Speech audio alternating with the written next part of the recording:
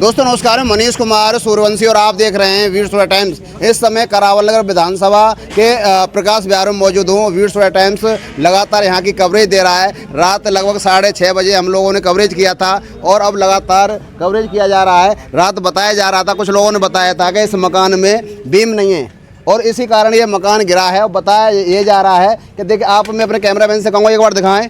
यहाँ 1 2 3 लगभग 4 5 6 बीम लगातार हैं, यहाँ पर हैं और बहुत मजबूत मकान ये बना हुआ था। जो मकान अगर गिरा है तो उसका कारण ये मात्र नाला है। आप मैं अपने कैमरामैन से कहूँगा एक बार दिखाएं। ये नाला बताया जा रहा है लगभग 8 से 10 फुट गहराई से खोदा जा रहा है और उस कल भी जो जेसीबी मशीन चल रही थी और बताया जा रहा है जो इस मकान का पिलर था उस पिलर में जेसीबी ने टक्कर मारी है और तभी मकान में दरार आ गई है। मेरे साथ जो यहाँ के मकान मालिक हैं सर, इस तरीके से जेसीबी वाले की सबसे ज़्यादा प्रॉब्लम है। जेसीबी वाले की जेसीबी वाले ने खुदाई हद से ज़्यादा करी है, यहाँ छोटा करा है, आगे जाकर हमारे कोने पे चौड़ा कर दिया है। आप जांच करा सकते हो उस चीज़ की। जांच कराने के बाद आपको खुद ही दिख जाएगा। वहाँ पे उसमें उसने दबा के बीम में दबा चोट मारी है। चोट मारने के बाद दीवार फट गई। तुरंत ही मैंने जो मकान में अंदर रहते थे उन्हें निकाला बाहर निकालने के बाद मैं गया हूँ अपने एक मिस्त्री को दिखाने के, मिस्त्री को किसी को दिखा लेता हूँ मैं। वो तुरंत ही जब मेरा फ़ोन आ गया कि आपका मकान गिर गया है। उसके बाद बताया जा रहा है कि इस मकान में पिलर नहीं थे। पिलर सर पूरे हैं, आप जांच करा सकते हो, हर चीज़ की जांच करा सकते हो। पिलर पूरे हैं, इसमें पिलर की कोई कमी नहीं है। अच्छा, मकान का पिलर हमारा 4 साल से मकान बना हुआ है और पिलर की किसी भी कोई दिक्कत होती है। अच्छा, कब मकान लिया था आपने? ये 2020 के बाद लिया है, उसके बाद बनाया है। 3 से 4 साल पुराना मकान है, कोई ज़्यादा पुराना मकान नहीं है ये। ठीक है। अगर बात करें जो नाला कौन बना रहा है, इसे उत्तर प्रदेश सरकार बना रही है या दिल्ली? ये इसे जीडीए और नगर पालिका वाले बना रहे हैं, यूपी साइड के यूपी वाले बना रहे हैं इसे, और उन्हीं की कालापरवाही के कारण ये दिक्कत हुई है। आपने नहीं कोई शिकायत की अभी तक? अभी मैं यहाँ पे एप्लीकेशन दे के आया हूँ, हालांकि मेरे रिसीविंग नहीं मिली है चौकी से, डीएलएफ अंकुर थाने से। और मेरे रात को मेरे को यहाँ ले गए करावल थाने में, उन्होंने भी मेरे बयान वगैरह लिखवाया है कि क्या घटना इस तरह हुई है। जो मैंने आपको बताया वैसे ही वहाँ बताया मैंने आपको। तो उन्होंने भी मेरे को अभी ना रिसीविंग दी है, ना एफआईआर की फ़ोटो दी है, ना कुछ दिया है अभी तक। और इस घटना को कम से कम 24 घंटे हो चुके हैं, लगभग 24 घंटे होने जा रहे हैं।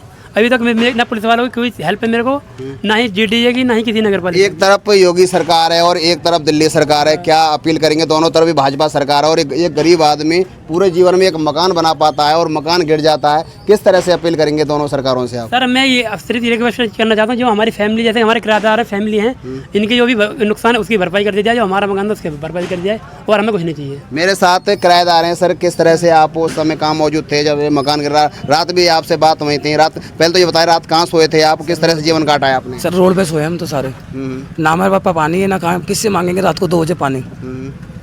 कौन क्या सामान था आपका इसमें? सर, इसमें हमारा बहुत सामान था। फ्रिज, टीवी, एलईडी, बच्चे का कंप्यूटर, टेबल, घर का रसोई का सामान, कपड़े लत्ते, और हमारे कुछ कैश भी था, वो भी दब गया है। और मेरी जो वाइफ है उसका मंगलसूत्र और एक अंगूठी वो भी चली गई इसमें। अगर बात की जाए उस समय क्या हालात रहे होंगे? जैसे जेसीबी उस समय चल रही थी? जेसीबी उसमें चल रही थी, उस टाइम में चल रही थी जिस टाइम मकान नहीं गिरा था। जब मकान में ट्रेड आई है तो उन्हें वहाँ पे दूर हो गया वो, और जब वो गिरने लगा मकान तो सारे भाग गए, एक भी नहीं दिखा फिर यहाँ पे। उसको मना भी करा गया था कि यहाँ मत खोदो। हमारे मकान मालिक ने बोला था कि यहाँ मत खोदो उसको। गली वालों ने बोला, सारे गली वालों ने बोला भाई थोड़ा आराम से खोदो। गली वाले ने सब ने बोला, मगर फिर भी वो नहीं मान रहा है। उस कोने पे मारे जा रहा है, कोने में मारे जा रहे हैं। कोने में कोई भी मकान है, पिलर के नीचे खोदो हुए तो कोई भी मकान जाएगा। मेरे साथ दूसरे किराएदार हैं। सर, आप उस समय कहाँ थे, एक बार आप बताएं। मैं तो बच्चों को निकाल दिया था, मैं भी बाहर रेडी लगाता था यहीं पे। जैसे बच्चों को निकाल के बाहर आया मैं, उसके बाद 10 मिनट बाद मकान गिर गया। कुछ भी सामान निकालने का मौका नहीं मिला। आपका क्या सामान दबा हुआ है? एलईडी, कूलर, फ्रिज और घरवाली का जेवर थे और पैसा टके। जो किराएदार हैं उनका सारा सामान इसमें अटका हुआ है, और फ्रिज हो, टीवी हो, रंगीन कोई भी XYZ सामान हो, घर गृहस्थी का सामान होता है। एक बार मैं अपने कैमरामैन से दोबारा कहूँगा, यही जो नाला है जिसके कारण जो मकान गिरा है, अभी नगर निगम ने या दिल्ली पुलिस ने कोई कार्रवाई नहीं की है। और ज़्यादातर करावल नगर थाने के और जो अंकुर एंगलैब में जो थाना है यूपी का, उसमें ढक्का किराएदार और जो मकान मालिक खा रहे हैं। और लेकिन कार्रवाई तो की है, जो आसपास के मकान हैं इनको सील कर दिया गया है। मैं अपने कैमरामैन से कहूँगा एक बार दिखाएं आप, इनके जो पड़ोस में जो सील किया गया है, और उसके लगातार जो 3 मकान है वो सील किए गए हैं, और बराबर में जो मकान है वो भी सील किया गया है। और जो आप मैं अपने कैमरा से एक बार दिखाएं, जो मकान इस मकान की चपेट में है वो भी सील किया है। आगे 3 मकान और सील किए गए हैं। और ज़्यादातर और लेकिन अभी तक कोई पुलिस ने या एमसीडी ने कोई कार्रवाई नहीं की है। पुलिस के ये लोग धक्का खा रहे हैं लगातार, 24 घंटे होने वाले हैं पर अभी तक कोई कार्रवाई नहीं की। मेरे साथ जो महिला यहाँ रहती थी किराए पे, वो मौजूद हैं, वो थाने गई थी अभी। मैं उनसे बात करता हूँ। बहन जी क्या हुआ, आप थाने? बहुत ज़्यादा बदतमीजी हुई है क्योंकि कल रात से मेरे को अपनी पता है, मैं कल गिरी थी, मैं होश नहीं था, तो मैं वहाँ कुर्सी पे बैठ गई तो उन्होंने बोला खड़े हो जाओ यहाँ पे, ये सर की चेयर है। सर सर की चेयर में उसके लिए आप लिख के रखो ना। आपको इतना नहीं दिखाई दे रहा कि लेडीज से किस तरीके से बात की जाती है, इसको चक्कर क्या था, बैठ गई थी मैं तो वो मुझसे प्यार नहीं बोल सकते थे। उन्होंने बड़ी बदतमीजी से बात की है मेरे से। दोनों जगह कहीं पे भी हमारी कोई सुनवाई नहीं हो रही और ना सरकार में कोई सुनवाई कर रही है और योगी जी तो बिल्कुल नहीं कर रहे। योगी जी की वजह से हम बेघर हो गए हैं आज।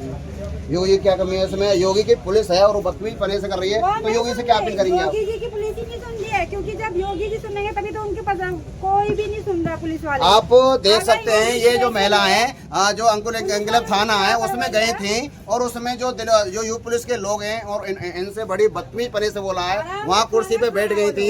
इस तरह से जो यूपी पुलिस के जो पुलिसकर्मी हैं, जो योगी सरकार के जो पुलिसकर्मी हैं, लगातार महिलाओं से बदतमीजी की से बात कर रहे हैं। इस तरह योगी जी आपकी पुलिस है।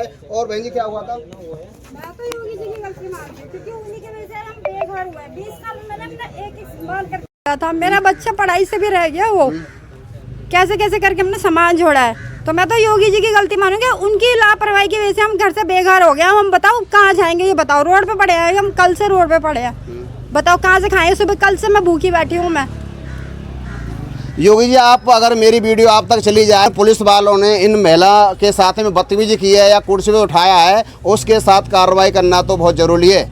मनीष कुमार सुन लिए गए आपसे 2000 रुपए डीसीपी वाला 5000 मांग रहा था, मैं नहीं था, मेरे मैडम को ले जाके आके 2000 रुपए लिया। किस बात के लिए? कह रहा है मकान बचा रहा हूँ, जबकि मकान हिलका रहा है। कौन था, क्या नाम था उसका? पतला सा लौंडा, डीसीपी वाला था, नाम पता है? जेसी वाला लड़का। हाँ, इसके मकान पे जब मारे, मकान हिलने लगा, मैं कहा पुष्पेंद्र भाई मकान तुम्हारा फट गया है। फिर कह रहा है नहीं कुछ नहीं होगा। जबरदस्ती लोग बाग पकड़ के लेके आए, इसको नाला सही कराए, नहीं चारों मकान गिर जाता। उसके चक्कर में टक्कर मारी, जानबूझ के मारा। यहाँ उसके ऊपर कोई नहीं था, अकेला वो चला रहा था डीसीपी। पहले तो क्यों नहीं बोल रहा है, पहले उधर गए जब शर्मा भाई साहब नहीं खोदने दिए। आपसे पैसा भी ले गए थे उसने? मेरे से 2000 रुपया ले गए। 5 मांग रहा था। 5 मांग रहा था, मैंने 2000 बहुत मजबूरी से दिया था। ये मकान बचाने के लिए, ये मकान बचाया मेरा। वहाँ से भाई साहब वहाँ से हुआ था खोदने का। उसने वहाँ जब सब लोग रोक दिए तो ये मेरे इधर खोदने लगा। जब मेरे इधर खोदने लग गया तो ये भाई कितना चौड़ाई ले रहे हैं, मकान चला जाएगा। फिर वो सीनियर वाले आए, वो कह रहे हैं इतना क्यों ले, और चौड़ा लो। चौड़ा लेने के चक्कर में मकान का भरा हुआ है, फिर भराव करवाया, जानबूझ के तोड़ा गया। हाँ, और 10 बार जब चक्कर लगाने जब ये नाला बना। डीसीपी वाले का गलती है इसमें, सारा डीसीपी वाले गलती है, गलती है। 5 फुट का नींव है, 10 फुट खोदोगे, नींव के नीचे तक खोदोगे क्या होगा? फिर भी चिटिंगबाजी हुआ कि इसका मकान गिर जाएगा, कह रहा कुछ नहीं होगा। जबरदस्ती ठेकेदार को लाके कराएगा। जब ये खोदने लग गया, मकान से पानी निकलने लग गया, आधी बुनियाद खोद दिया। जब भी ये नहीं बंद कर रखा, पूरा खोदाई लेके जब बंद किया है नाला बनने का, उसके लिए 4 चक्कर वहाँ पर गए ने जब ये नाला बना है। किसका नुकसान हुआ? हम लोग तो गए, पैसा ऊपर से कह रहा पैसा नहीं दोगे तो तुम्हारा मकान गिरा दूंगा, वही काम करके गिरा। बोला 2-4 हजार रुपए नहीं होता तो मकान गिरा दूंगा, वही काम करके इसका मकान गिरा दूंगा। 2000 रुपया अपने घर के चोरी से उसको दिया है, 2000 रुपया। जो जेसीबी ने बताया जा रहा है, जो यहाँ का पिलर था उसमें भी टक्कर मारी है और तभी से इस मकान में जो छटक गया है और धीरे धीरे मकान गिरा है। और मेरे साथ वो मौजूद हैं जिन्होंने पहले पीसीआर में कॉल की थी। कॉलर मेरे साथ हैं। भाई साहब क्या कहेंगे, आपको सूचना कैसे प्राप्त हुई थी इस मकान की? मैं घर में बैठा हुआ था, घर में बैठा था, एकदम सीने बहुत शोर हुआ, एकदम से बहुत तेज भूकंप सा आया। जब भूकंप से आया तो लाइट चली गई एकदम। मैंने भाई एकदम लग रहा भूकंप आया, फिर हमें ये लगा वो कह रहा मकान गिर गया, शोर हुआ, मकान गिर गया, मकान गिर गया। तो ऐसा लगा कि हो सकता है भूकंप की वजह से मकान गिर गया हो। लेकिन जब बाहर आके देखा तो पता चला ये मकान पूरा डैमेज हो गया। ये खुदाई के चक्कर में हुआ था। जो खुदाई हो रही थी कहीं ना कहीं इनकी कमी, ठेकेदार की कमी रही, क्योंकि इनको पानी का इंतजाम पहले करना चाहिए था।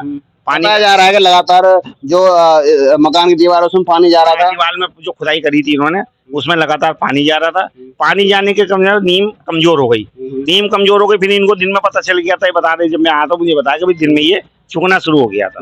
तो 5:30 बजे करीब ये पूरा गिर गया मकान। क्या काम चलता था? ये नीचे तो बाइक की दुकान थी, नीचे बाइक की रिपेयरिंग की दुकान थी, ऊपर किराएदार थे। हालांकि उनको पता चल गया था, बेचारे सामान तो नहीं निकाल पाए, खुद सुरक्षित निकल गए थे। आसपास के मकानों को भी सील कर दिया गया है। हाँ, सीलिए डेंजर जोन के हिसाब से सील कर दिया गया है कि कल को कोई और हादसा ना हो जाए। मेरी जो बात हुई थी डीएम के यहाँ से आए थे ऑफिसर वगैरह, उनसे बात ये हुई थी। उन्होंने कहा था भाई हम फिलहाल इसको सील कर देंगे, जब ये काम होगा तो खोल देंगे, क्योंकि खतरा बना हुआ है। क्यों नाले काफी चौड़े में खोद रहे हैं, करीबन 6-7 फुट 8 फुट घेरा खोद रहे हैं और 6-7-8 फुट चौड़ा खोद रहे हैं। जीसीबी खोदेगी तो बड़ा ही खोदती है वो तो। और ये यूपी नगर पालिका। अगर सर एक गरीब आदमी का मकान इसी तरह टूट जाता है सर, कितना बड़ा ये हादसे का शिकार है। सर वो तो कहीं का नहीं रहता बेचारा, क्योंकि गरीबी आदमी 20 50 गज 40 गज वाले गरीबी को, करोड़पति तो लोग है नहीं। करोड़पति होते तो डीएलएफ जैसे बड़ी कॉलोनी में देते, छोटी छोटी कॉलोनी में छोटी छोटी लोन लेके बना के रहना है। अब बेचारा लोन पे मकान कैसे कैसे अपनी मोटरसाइकिल रिपेयर करके अगला बना रहा है, तो इसको मुआवजा, उचित मुआवजा मिलना चाहिए। तो क्या कार्रवाई होनी चाहिए जो ठेकेदार के खिलाफ? और ठेकेदार के खिलाफ एफआईआर दर्ज होनी चाहिए। और बाकी जांच का विषय है, एजेंसियां लगी हुई हैं, जांच हो रही है इसकी, एजेंसियां लगी, किसकी कमी रही। बाकी हमने ये बोला भाई एफआईआर कराने का। एफआईआर दिल्ली में शायद इन्होंने करवा दी है, यूपी में शायद अभी जा रहे हैं, ये करवाएंगे ठेकेदार के खिलाफ। बाकी देखिए आगे। आप क्या कहेंगे सर जिस तरह से मकान है? सर मेरा कहना है कि ये पूरा लापरवाही की वजह से ही इतना बड़ा हादसा हुआ है, क्योंकि किसी भी व्यक्ति के लिए एक मकान बहुत बड़ी जिम्मेदारी होती है। क्योंकि भाई ने बड़ी मेहनत करके और इस पर लोन वोन और कहाँ से पैसा लेके इस मकान को बनाया था बड़ी उम्मीद से। अब इसके अंदर कुछ नहीं बचा हुआ है, सारी दुकान उनका सारा माल डैमेज हो गया है। और अभी तो आसपास के मकानों पे सील लगा रखे, क्योंकि जिस ये मकान गिरने के कारण जो मकानों को क्षति हुई है ताकि वो भी ना गिर जाए, इस वजह से कुछ मकानों पे सील लगा रखी है। और नाले के जो भी कर्मचारी हैं या जो भी इनके अधिकारी हैं उन पर कार्रवाई होनी चाहिए कि आपके देख रेख में कैसे काम हो रहा है। जिसका कोई अधिकारी यहाँ मौजूद नहीं है, केवल जेसीबी वाले ने यहाँ खोद दिया। और पिलर जो एक मकान का बीम होता है वो मेन इम्पोर्टेंट पार्ट होता है, उसी में ही चोट मारी गई है 2 बार, इसलिए मकान गिरा है वो। हाँ मकान ही सर कुछ और लोग हैं सर, आप क्या कहेंगे? आप भी यहीं के निवासी हैं? जो अभी जेसीबी चली तो हम यहीं खड़े थे, हमने जेसीबी वाले को मना करी थी जी पिलर ये डैमेज हो रहा है, इसे रोक दो। कुछ गली वालों ने भी मना करी थी, उन्होंने जेसीबी वाले ने मारी नहीं और अंदर को खुद मारा वो जेसीबी से। वो जेसीबी वाला माना नहीं, वो खुद हुआ चला गया।